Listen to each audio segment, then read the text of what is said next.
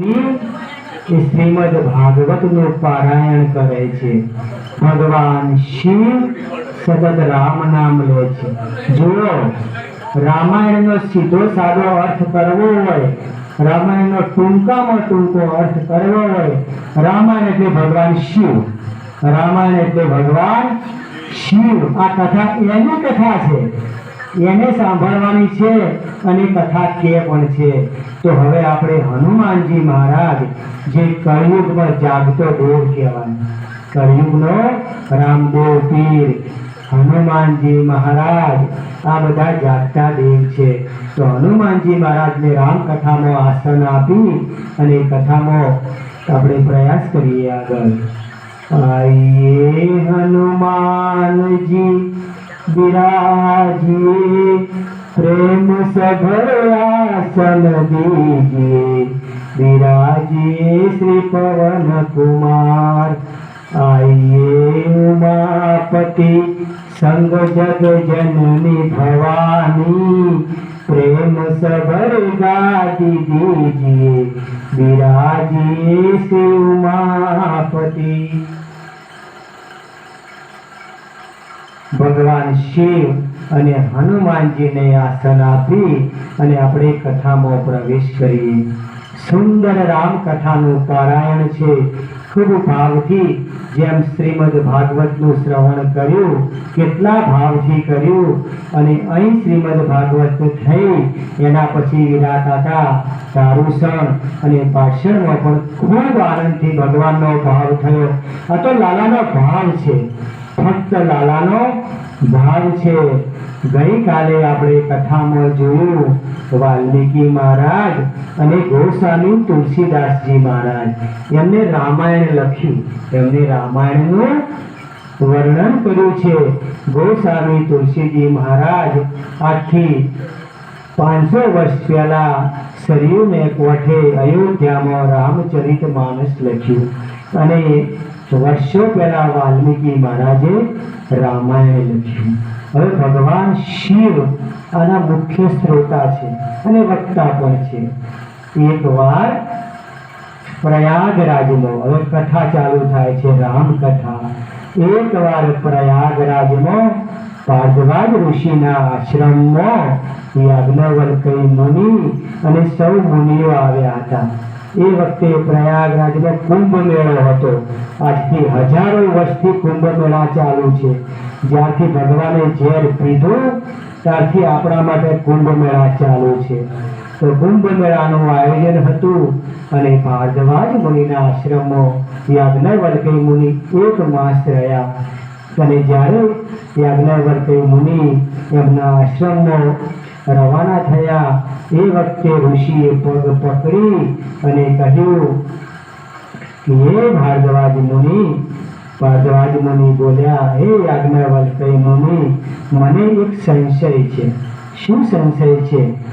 ભરદ્વાજ મુનિ બસહી પ્રયાગા, तिन्हि राम पद अति अनुरागा, तापस समदम दया निधाना, परमारथ पथ परम सुजाना।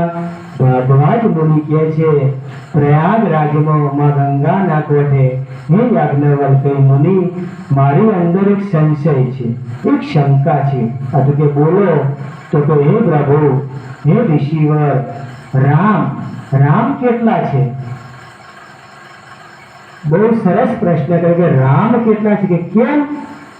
એક રામ અવધેશ કુમારા, एक राम अवधेश कुमारा, सीता हरण दशरथ मरण, बन बन घूमा।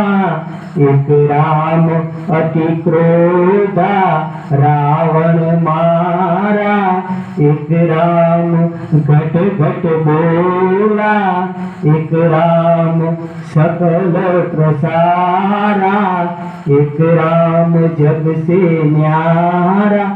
કે સાંભળ્યું છે સંત પુરાણ ઉપનિષદમાં કેટલા રામ છે? મને શંકા થઈ છે કે એક રામ અયોધ્યામાં આવ્યા અને રાવણને માર્યો. એક રામ આપણા કટમાં છે, આપણા અંતરમાં રામ છે.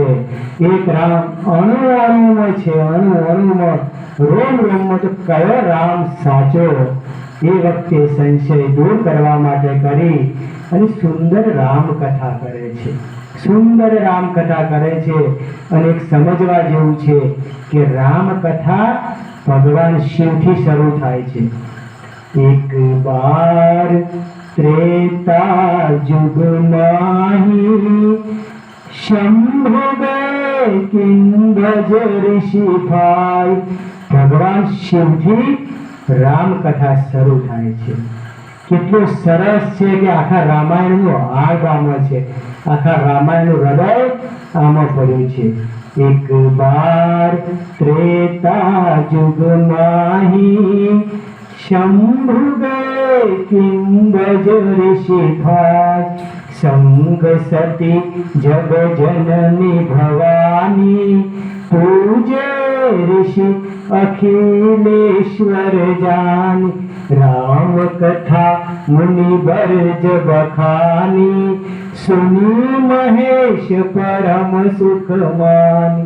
ऋषि पूछे हरि भक्ति सुहाई कहे शंभो अधिकारी पाई. कहत सुनत रघुपति के गुण गाथा कछु दिन तहाँ रहे गिरिनाथा. मुनि सन विदा मांगी त्रिपुरारी चले संग गच्छ कुमारी. तेहि अवसर भंजन मही भारा हरि रघुवंश में लीने अवतार.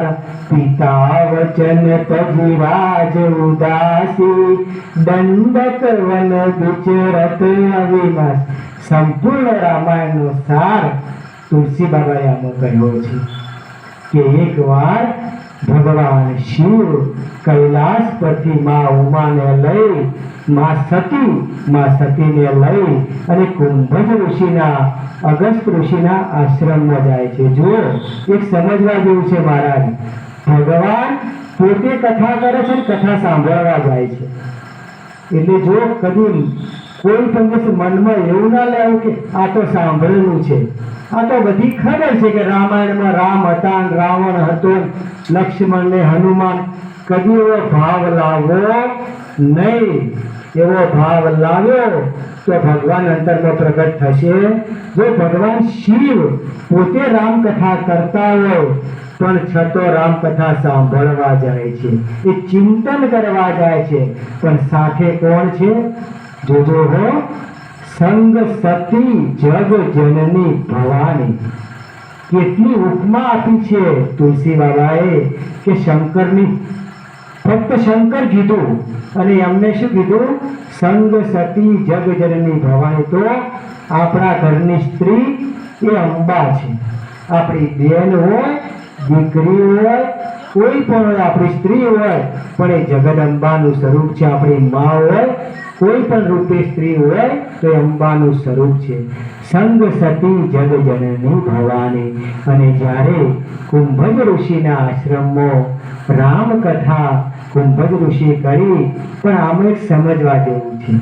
સતીને થયું આ તો શંકર છે, આ તો કૈલાસ પર રહેવાવાળો છે, અને આને કેમ કથા સાંભળવી છે? શંકર તો ત્રિભુવનના નાથ છે અને એમને કથા સાંભળવી છે. એટલે શંકા થઈ. ભગવાન શિવે કહ્યું રસ્તામાં કે જુઓ સતી, તમે કથામાં આવો તો ધ્યાનથી કથાનું શ્રવણ કરજો. 7 દિવસ ભગવાનની કથાનું શ્રવણ કરજો. પણ સતીને અંદર અહંકાર પડ્યો હતો. અંદર અહંકાર હતો એટલે કે આ તો બધું સાંભળેલું છે, આ તો બધું મને શંકરે કીધેલું છે, બધું કે રામ હતા, રાવણ હતો, આ તો બધું જાણેલું છે. કઈ રસ લીધો પણ શંકરે 7 દિવસ એવી પલોઠી મારી. આવો મહારાજ, જય શ્રી કૃષ્ણ. ભગવાન સુખી રાખે. આપ ભગવાનના ઉપાસક છો. શ્રી કૃષ્ણ શરણમ મમ, શ્રી કૃષ્ણ શરણમ મમ. હવે સતીએ એ કથામાં રસ લીધો નહીં, પણ શંભુએ પલોઠી મારી અને કથાનું શ્રવણ કર્યું. પછી અગસ્ત મુનિને રામ નામ આપ્યું. જો સાંભળનારનું કેટલું મહત્વ છે એ આમાં તુલસી બાબા કહે છે. જ્યારે ભગવાન શિવ ગયા ત્યારે ભગવાનની આરતી કરી એટલે પાછું સતીને શંકા થઈ કે એક તો કથા એમની પાસે સાંભળવા છે, શ્રોતાની આરતી કરે છે, તો કઈ હશે નહીં એમની પાસે. પણ શ્રોતાનું બહુ મહત્વ છે. આ શ્રોતા છે તો જ કથા છે.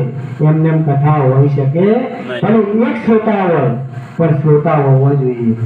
ભગવાન શિવ ખૂબ આનંદથી સાંભળે, પણ સતીએ રસ લીધો નહીં અને કુંભજ ઋષિને રામ નામ આપી ભગવાન આજ્ઞા લઈ અને ભગવાન વળતા થયા એટલે શંકર ભગવાનને થયું સતીએ મને કોઈ પ્રશ્ન કર્યો નથી, કોઈ રસ પડ્યો નથી એમને.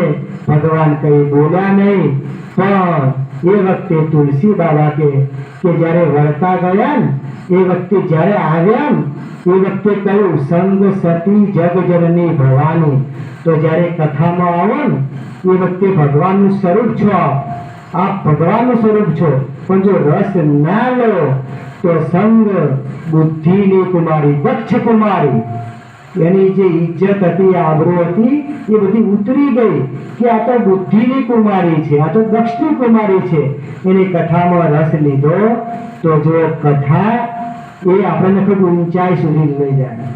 તમે કથાનું શ્રવણ કરો તો આપણા વિચારો સારા થાય, આપણા સંસ્કાર સારા થાય. અમે આપણે ઓટલે 2 કલાક બેસવાના જ છીએ.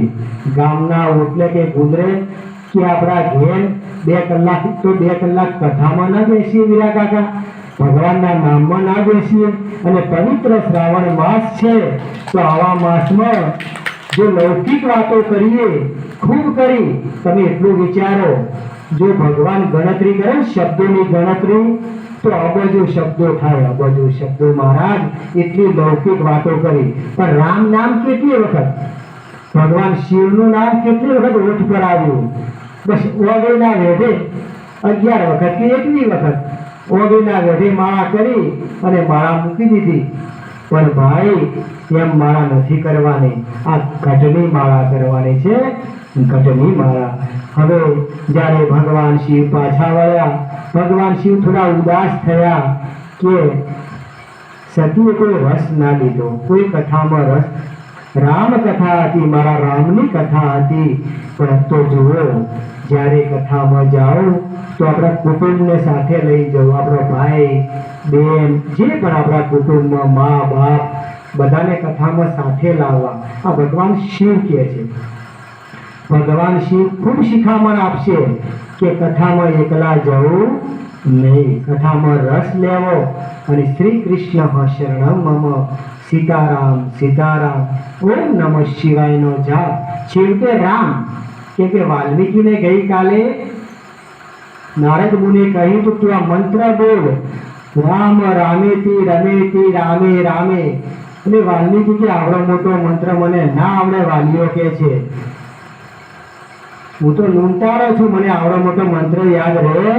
તો કે ફક્ત રામ બોલ, ફક્ત રામ બોલ, ટૂંકામાં ટૂંકું રામ, કોઈ પણ મંત્રનો જાપ થઈ શકે. તો હવે આ રીતે ભગવાન કૈલાસ જાય છે, આકાશ માર્ગે ભગવાન જાય છે. અને એ વખતે તુલસી બાબા કહે છે કે હરિ રઘુવંશ में लीन अवतारा, હરિ રઘુવંશ में लीन अवतारा. રાજા દશરથના ઘેર ભગવાન રામ પ્રગટ થઈ ગયા હતા અને એટલો બધો સમય થઈ ગયો હતો કે રાવણ માતાજીનું હરણ કરી ગયો હતો અને રામ વનમાં શોધતા હતા. એ સમય હતો અને ભગવાન ધ્યાનમાં હતા. ધ્યાનમાંથી હવે કૈલાસ તરફ જાય છે. ને ભગવાને આકાશ માર્ગે જોયું કે મારો રામ કે જેની કથા સાંભળીને આવ્યો એ રામ સામે આવ્યો છે. ને ભગવાને વંદન કર્યા.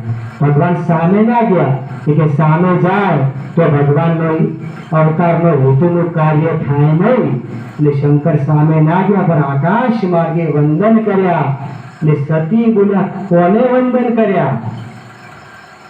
ભગવાન કે છે સતી સતી આ જેની કથા સાંભળી એ જ રામ છે, મારો રામ છે. ત્રેતા યુગમાં રામનો અવતાર થઈ ચૂક્યો છે.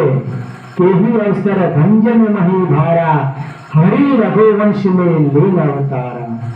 પિતા વચન તજી રાજ ઉદાસી, દંડક વન વિચરત અવિનાશી. ભગવાન કહે છે કે સતી એમના પિતાનું વચન પાળવા માટે અમારો રામ વનમાં ફરે છે. પણ કે રડે છે કેમ? તો કે મારો ભક્ત લંકાનો રાવણ બ્રાહ્મણ છે, અવતારે જન્મે બ્રાહ્મણ છે, મારો ભક્ત છે. કૈલાસ હાથમાં ઉપાડ્યો તો, પણ આજ એને કુકર્મ કર્યું છે. આજ એને કુકર્મ. જુઓ, એવું ના માનતા કે ગમે એટલી ભક્તિ કરીએ પણ ક્યારે કળિયુગ પ્રવેશી જાય એ કોઈ નક્કી નથી રહેતું. આ રાવણને કળિયુગ પ્રવેશી ગયો, રાવણમાં પરીક્ષિતમાં કળિયુગ પ્રવેશી ગયો એટલે સતત ભક્તિ રાખવી. કેમ સતત? એક એનું ઉદાહરણ છે. ભગવાન શ્રી કૃષ્ણ વાસુદેવની કૃપાથી શ્રીમદ ભાગવત જે કથાઓ છે એમાં ખૂબ આનંદ થયો. પણ મને સતત ચિંતન થતું અમૃતભાઈ કે રાવણ જેવો પંડિત, રાવણ જેવો બ્રાહ્મણ અને શંકરનો ભક્ત, ભગવાન શિવનો પરમ ભક્ત, એનાથી ભૂલ કેમ થાય? આ સમજવા જેવું છે કે રાવણથી ભૂલ કેમ થઈ. તો ખૂબ ચિંતન થયું. એક દિવસ લાલજી મહારાજ ખોળામાં હતા. જુઓ, આ ભાવ બહુ સુંદર ભાવ છે, ખૂબ સુંદર ભાવ. લાલજી મહારાજને કહ્યું કે લાલજી મહારાજ કેમ આવું થયું? રાવણ આટલો ભક્ત હતો, શિવ ભક્ત, આવી ભૂલ કેમ થઈ? તો ભગવાને આજ્ઞા કરી કે જ્યારે શૂરપંખા આવી અને શૂરપંખાએ કહ્યું કે રામ લક્ષ્મણે મારા નાક કાપ્યા છે, તો રાવણે કંઈ પૂછ્યું ના એની બેનને કે કેમ કાપ્યા. એની બેનને એમ ના પૂછ્યું કે કેમ કાપ્યા, પણ એને એમ કહ્યું કે એમની સાથે એક સ્ત્રી છે, બહુ રૂપાળી છે અને લંકાની રાણી કરવા માંગતી હતી. હું એને લંકાની રાણી કરવા માંગતી. બસ રાવણના કાનમાં શબ્દ કે બહુ રૂપાળી સ્ત્રી છે અને રૂપમાં મોહી ગયો. અને રાવણ સતત એ રૂપમાં મોહ્યો અને વિચાર કરવા લાગ્યો કે શું કરું તો એ સ્ત્રીનું હરણ કરું ને અહીં લાવું. કે રામ સામે આવવાની તાકાત તો હતી નહીં એની. તો એને જે રોજ શંકરનો અભિષેક કરતો, 1.5 મહિના સુધી એ વિચાર મનમાં રહ્યો અને પેલો અભિષેક ભૂલી ગયો. અભિષેક, ભગવાનનો અભિષેક ભૂલી ગયો એટલે કળિયુગ પ્રવેશી ગયો અને રાવણ સાધુના વેશમાં, જો રાવણ સાધુના વેશમાં આવ્યો. ફક્ત કપડા સાધુના હતા, અંદર સાધુ હતો નહીં. એ અંદર સાધુ હોવો જોઈએ. કપડાનું કોઈ સાધુ છે? અંદર સાધુ. રાવણને અંદર સાધુ પ્રગટ ના થયો અને જાનકી માતાનું હરણ કરી ગયું. તો આ રીતે ભગવાનની પૂજા કોઈ દિવસ છોડવી નહીં ગોડાભાઈ. આ નિયમ રાખવો. જો આજે શંકરાચાર્ય સરસ કહ્યું છે, કદાચ કોઈ દિવસ એવો સમય આવે આપણે મંદિર સુધી ના પહોંચી શકીએ, એવો સમય આવે કે આપણે સામાજિક વ્યવહાર છે આપણો, તો જો બેઠા હોય તો માનસિક પૂજા મનથી ભગવાનની પૂજા કરી લેવી. પણ ભગવાનની પૂજા કરવી ને કરવી. ભગવાનની પૂજા કોઈ દિવસ ખંડિત ના કરવી. જો બેઠા હોય તો મનથી માનસિક પૂજા પણ થઈ શકે છે મહારાજ. અને માનસિક પૂજા એ આદ્ય શંકરાચાર્ય આજ્ઞા કરી છે. આદ્ય શંકરાચાર્ય ભગવાન શિવનો અવતાર હતા. આદ્ય શંકરાચાર્ય એ આગળ કથામાં આવશે, ભગવાન શિવનો અવતાર હતા. હનુમાનજી મહારાજ એ ભગવાન શિવનો, શંકર સ્વયં કેસરી નંદન. શંકર સ્વયં કેસરી નંદન, પોતે શંકર હનુમાનજી હતા. તો આ રીતે હવે કથાનો દોર થાય છે આગળ. ભગવાન શિવ વંદન કરે છે. સતીને શંકા થાય છે કે આમને વંદન, આ તો રડે છે. જો આ પરબ્રહ્મ હોય તો રડે નહીં. અને જાનકી કરે છે. અને ઝાડ, પાન, વડ, તરુ, મોર, પંખી જળચર બધાને પૂછે છે, હરણાને પૂછે છે, મારી સીતા કયો છે, મારી સીતા કયો છે? તો આ પરબ્રહ્મ હોઈ શકે નહીં. ભગવાનને થયું હવે થોડી આમની કસોટી કરવી પડશે. ખૂબ શંકા કરી કે રામ કથામાં તો કરી, પણ રામ પ્રગટ હતા તો એ શંકા કરી. ભગવાન કે સતી એક કામ કરો, તો જો શંકા હોય તો ભગવાનની પરીક્ષા કરી લો, પણ પરીક્ષા કરતો વિવેક રાખજો, વિવેક ભૂલતા નહીં. તો જુઓ ભગવાન શિવ ખૂબ કહે છે જીવનમાં કોઈની પરીક્ષા ના કરવી અમૃતભાઈ. ગમે તેવો માણસ હોય એના રસ્તે, પણ આપણે પરીક્ષા કરવી નહીં. આપણે તો ભગવાનના નામમાં રહેવું, આપણો વિવેક આપણી સાથે રાખવો. બિનુ સત્સંગ વિવેક ન હોય, રામ કૃપા બિન સુલભ ન હોય.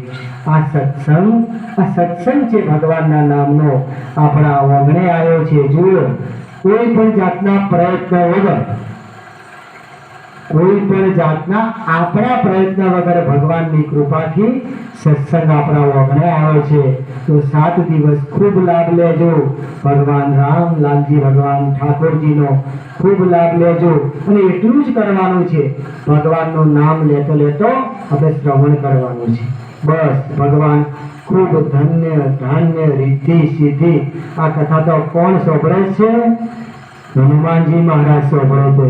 તો એમની પાસે તો કેટલું બધું છે, અષ્ટ સિદ્ધિ, કેટલી બધી સિદ્ધિઓ છે એમની પાસે. તો આપોઆપ આપણને આપશે બધું, કેમ કે આપણે માંગવાનું નથી, એ આપવા વાળો છે જ, એને ખબર છે. તો માં સતી પરીક્ષા કરવા જાય છે અને વિચારે છે શું કરું? તો કે જેને શોધે છે એનું રૂપ લઉં. તો સીતા માતાનું રૂપ લઈ અને આગળથી આવવા માંડ્યા. લક્ષ્મણજીની આંખ પડી, પણ લક્ષ્મણજી તો શેષ અવતાર હતા. લક્ષ્મણજીને ખબર પડી ગઈ, પણ કંઈ બોલ્યા નહીં. અને જેવી ભગવાન રામની નજર પડી અને નજીક આવીને કહી કે માતા, ઓ માતા, શંકર પિતા કયો છે? મારા પિતા કયો છે? બસ રામ એટલું બોલ્યા કે મારા પિતા કયો છે. અને સતીનો ક્ષોભ દૂર થઈ ગયો, શંકા દૂર થઈ ગઈ અને સતીએ અસલ રૂપમાં આવ્યા અને ભગવાનને વાત કરી કે વાત આવી છે.